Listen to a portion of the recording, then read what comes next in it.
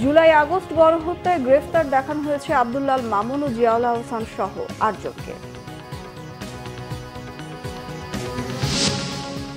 হত্যা মামলার সাবেক মন্ত্রী আনিসুল হক ৫ দিনের ও ভোলার সাবেক এমপি জ্যাকব ৩ দিনের রিমান্ডে।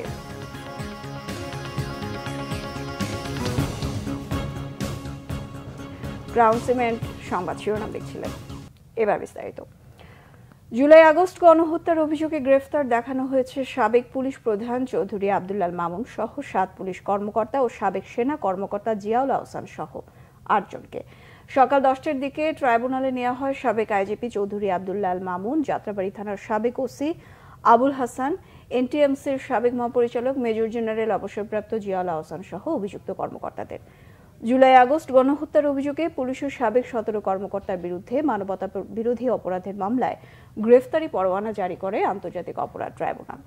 গত ২৭ অক্টোবর ট্রাইব্যুনালের চেয়ারম্যান বিচারপতি মোহাম্মদ গোলাম মর্তুজা মজুমদারের নেতৃত্বে ৩ সদস্যের বিচারিক প্যানেল প্রসিকিউশনের আবেদন মঞ্জুর করে আজ তাদের হাজির করার আদেশ দিয়েছিল।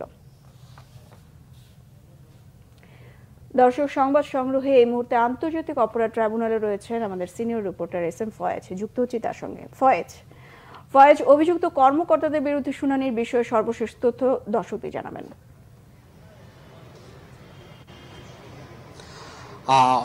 সবশেষ তথ্য হচ্ছে আন্তর্জাতিক অপরাধ ট্রাইব্যুনালে সকাল 10টায় আসামিদেরকে নিয়ে আসা হয়েছে প্রিজন ভ্যানে করে, পরে একে একে তাদেরকে নামিয়ে হাজতখানা রাখা হয়েছে। 10:15 দিকেই বিচার কাজ শুরু হয়। সেখানে প্রসিকিউশন তাদের বিরুদ্ধে যে অভিযোগ, প্রত্যেককে তাদের অভিযোগ পড়ে পড়ে শোনাচ্ছেন। বিশেষ করে সাবেক পুলিশ প্রধান চৌধুরী আব্দুল্লাহ আল মামুন, তার বিরুদ্ধে অভিযোগ রয়েছে। যে অভিযোগটি হলো, তার নির্দেশেই গোটা বাংলাদেশে ছাত্র জনতার যে আন্দোলন হয়েছিল, জুলাই আগস্ট যে হত্যাকাণ্ড হয়েছিল, তার নির্দেশে পুলিশ নির্বিচারে একেবারে ছাত্র জনতার উপর গুলি করেছে, যার দায় তিনি কোনোভাবে এড়াতে পারেন না। তার নির্দেশে এমন হত্যাকাণ্ড হয়েছে, এটি একেবারে তার সামনেই পড়ে শুনিয়েছেন প্রসিকিউটর।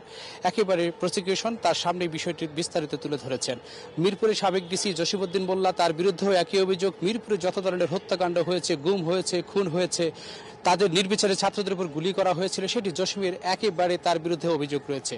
গুলশান থানার যে ওসি মাজারুল ইসলাম, তার বিরুদ্ধে অভিযোগ রয়েছে। গোলটান বাটারা এলাকায় যে ধরনের ঘটনা ঘটেছে তার বিরুদ্ধে সে অভিযোগ রয়েছে। যাত্রাবাড়ির ওসি আবুল হাসান, তার বিরুদ্ধে অভিযোগ রয়েছে। তিনি যাত্রাবাড়িতে ছাত্র জনতার উপরে যে নির্বিচারে গুলি করা হয়েছিল, ভ্যান গাড়িতে করে যে লাশ নিয়ে গুম করা হয়েছিল, তা তিনি সে দায় এড়াতে পারেন না, তার নির্দেশে সেটি হয়েছে, এমন অভিযোগ রয়েছেন। আর সাবেক সেনা কর্মকর্তা, বরখাস্ত সেনা কর্মকর্তা জিয়াউল আহসান, যিনি এমটিএমসির যে পরিচালক ছিলেন, তিনি এই আন্দোলনকে দমাতে, ছাত্র জনতা আন্দোলনকে দমাতে সেই ৬ সমন্বয়ক তাদের মোবাইল ফোন ট্র্যাকিং করে তাদেরকে ধরার বিষয়ে সহযোগিতা করেছেন, গুম করেছেন, খুন করেছেন, অপহরণ করেছেন। তার বিরুদ্ধে বন্দিশালার অভিযোগ রয়েছে, আয়নাঘরের অভিযোগ রয়েছে, আয়নাঘরের জনকের অভিযোগ রয়েছে। এই সব কিছুই তার সামনেই শোনানো হয়েছে। এই ছিল প্রসিকিউশন। এখানে কিছুক্ষণ পরেই চিফ প্রসিকিউটর তাজুল ইসলাম তিনি আমাদের সামনে বিস্তারিত তুলে ধরবেন। আমরা তখন আরেকটা বিষয় একটু জানিয়ে রাখি 1 সেকেন্ডের মধ্যে, সেটি হচ্ছে এই মামলা শেষ না হওয়া পর্যন্ত আসামিদেরকে গ্রেপ্তার রাখার জন্য আবেদন করা হয়েছে এবং তদন্ত প্রতিবেদনের জন্য 2 মাস সময় চেয়েছেন প্রসিকিউশন। ফয়েজ, ধন্যবাদ আপনাকে। দর্শক, জুলাই আগস্ট গণহত্যায় অভিযুক্ত কর্মকর্তাদের শুনানির বিষয়ে সর্বশেষ তথ্য জানাচ্ছিলেন সহকর্মী ফয়েজ আহমেদ।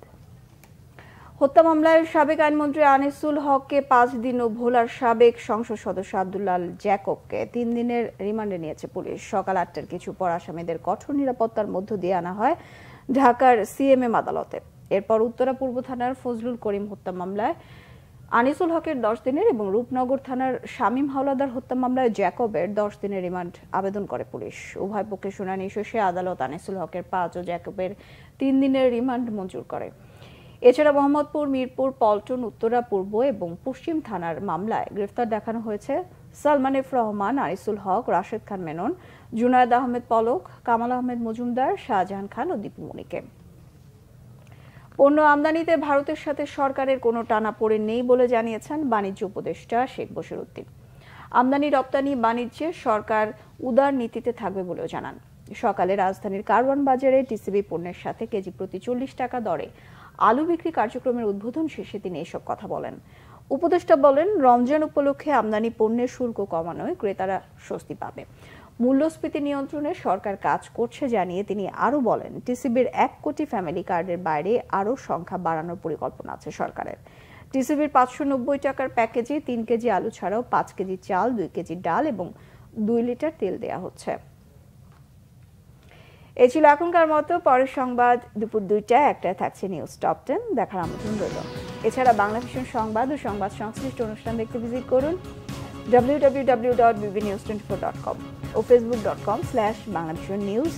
সাবস্ক্রাইব করুন youtube.com/banglavisionnews। সঙ্গে থাকায় ধন্যবাদ সবাইকে।